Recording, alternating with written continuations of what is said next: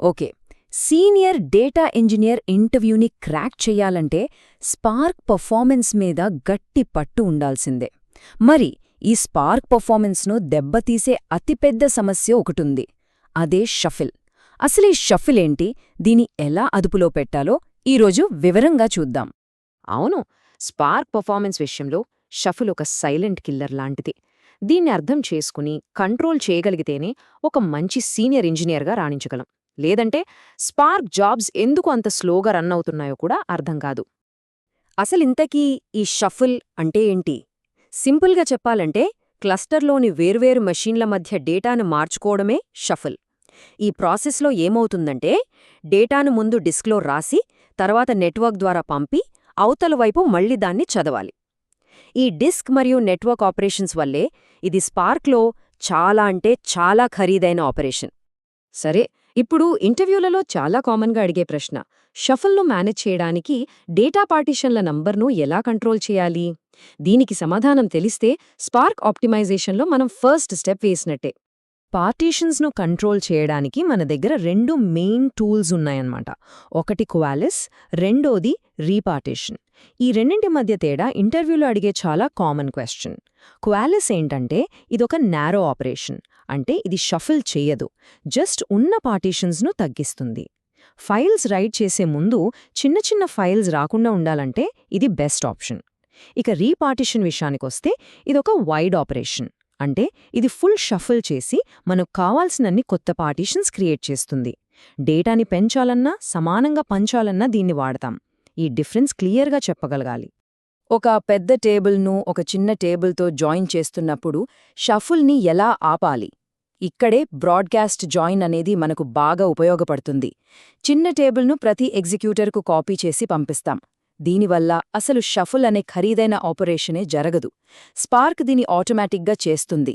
కానీ ఒక సీనియర్ ఇంజనీర్గా బ్రాడ్కాస్టింగ్ హింటుతో దీని ఎప్పుడు బలవంతంగా వాడాలో తెలిసి ఉండాలి. ఇక స్పార్క్ 3.0తో వచ్చిన ఒక అద్భుతమైన ఫీచర్ గురించి మాట్లాడుకుందాం. అదే అడాప్టివ్ క్వెరీ ఎగ్జిక్యూషన్, షార్ట్గా AQE. ఇది నిజంగా ఒక గేమ్ చేంజర్. ఎందుకంటే ఇది చాలా పర్ఫార్మెన్స్ ప్రాబ్లమ్స్ను ఆటోమేటిక్గా మన ప్రమేయం లేకుండానే ఫిక్స్ చేస్తుంది. సీనియర్ లెవెల్ ఇంటర్వ్యూస్కి వెళ్లే వాళ్ళకి దీని గురించి ఖచ్చితంగా తెలియాలి. AQE మనకు ముఖ్యంగా 3 విధాలుగా హెల్ప్ చేస్తుంది. ఒకటి, షఫుల్ అయ్యాక వచ్చిన చిన్న చిన్న పార్టీషన్స్ను అదే ఆటోమేటిక్గా కలిపేస్తుంది. 2, రన్ టైంలో డేటా సైజ్ని బట్టి ఏ జాయిన్ స్ట్రాటజీ బెస్ట్ అయితే అదే సెలెక్ట్ చేసుకుంటుంది.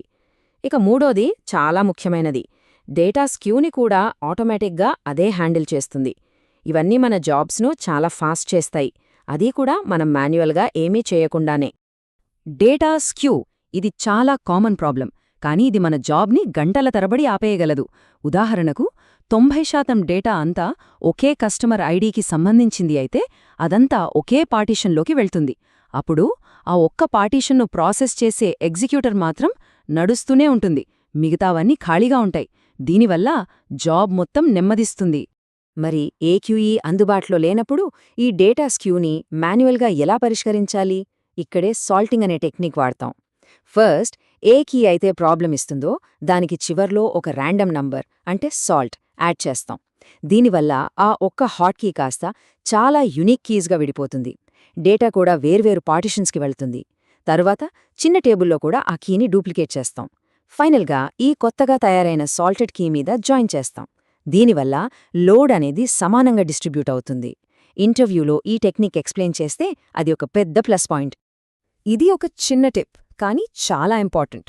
పార్క్వేట్ ఫైల్స్ వాడేటప్పుడు ఎప్పుడూ స్నాపీ కంప్రెషన్ వాడటం బెస్ట్ ప్రాక్టీస్.